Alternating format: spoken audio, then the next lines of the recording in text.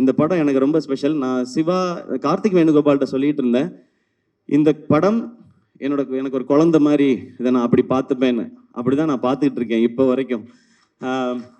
So என் குழந்தை எனக்கு என்ன காசு கொடுத்துச்சுன்னு நான் பார்க்க மாட்டேன்.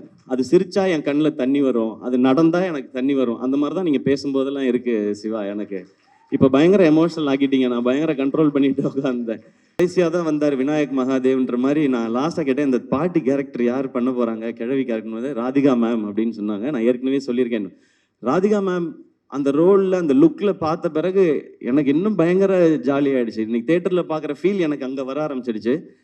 இந்த மாதிரி ராதிகா மேமோட இவ்வளோ எக்ஸ்பீரியன்ஸையும் சேர்த்து தான் இந்த படத்துக்கு கொண்டு வராங்க. அவங்க இந்த படத்துக்கு அந்த உழைப்பு மட்டும் இல்லை, இவ்வளோ வருஷம் நீங்கள் உங்களுடைய ஒர்க் மேம், உங்களோட நீங்கள் லெஜெண்டரியாக பண்ணியிருக்க விஷயங்கள் எல்லாத்தையும் சேர்த்து இந்த படத்துக்குள்ளே கொண்டு வரீங்க.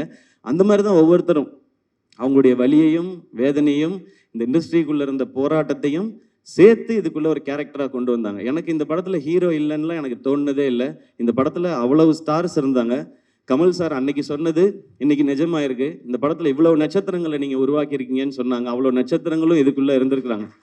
ஸோ நீங்கள் எல்லாரும் சேர்ந்து இதை வந்து ரொம்ப ஒரு ஸ்பெஷல் ஃபிலிமாக ஆக்கிட்டீங்கன்றது எனக்கு ரொம்ப